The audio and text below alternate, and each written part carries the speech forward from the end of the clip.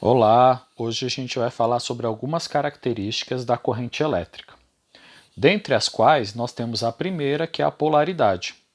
A polaridade de uma corrente, ela pode ser positiva, ela pode ser negativa ou ela pode ser ambas.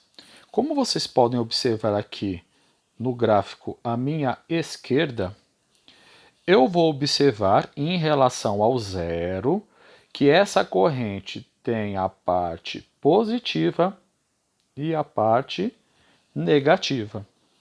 Em virtude disso, a polaridade desta corrente ela é positiva e negativa. Associada a essa polaridade, nós temos o segundo conceito, que é a direcionalidade. A direcionalidade ela vai ser definida baseado na polaridade. Como nesta corrente nós temos a polaridade positiva e negativa, nós temos uma bidirecionalidade, ou seja, ela é bidirecional. Se essa corrente fosse positiva ou negativa, ela seria unidirecional. A terceira propriedade é relacionada à simetria. A simetria, nós temos que medir o tamanho da parte positiva e o tamanho da parte negativa. Se os dois tamanhos não forem iguais, essa corrente ela é assimétrica. Se os dois tamanhos forem iguais, essa corrente ela é simétrica. Então, como a gente pode observar aqui no gráfico, a parte positiva é muito maior que a parte negativa. Portanto, ela é assimétrica.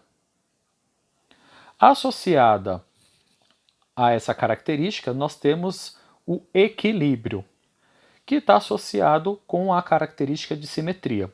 Então, toda corrente que for simétrica, ela é equilibrada.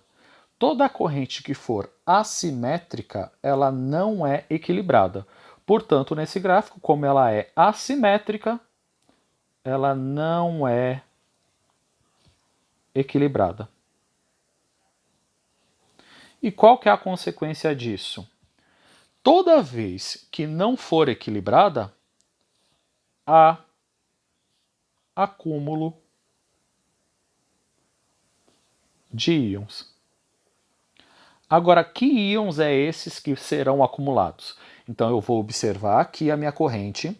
Eu observei que o positivo é maior que o negativo. Então, se o positivo é maior, ele vai atrair o quê? Cargas negativas. Então, vai ter acúmulo de íons negativos. Agora, se a corrente for simétrica, ela é equilibrada, portanto, não há acúmulo de íons. Baseado nessas características, nós temos os efeitos eletrolíticos, que depende basicamente se o meu eletrodo for o catodo ou se o meu eletrodo for o anodo. Como eu sei disso?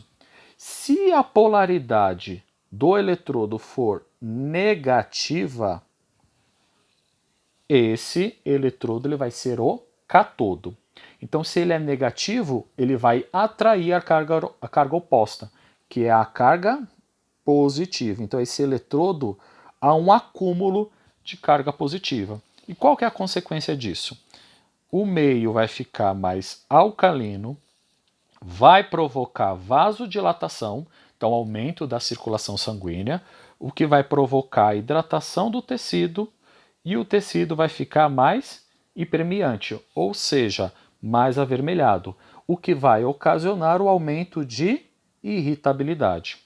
Agora, se o meu eletrodo for o anodo, ou seja, de polo positivo, ele vai atrair as cargas opostas, que são as cargas negativas. Como ele atrai as cargas negativas, o meio vai ficar o quê?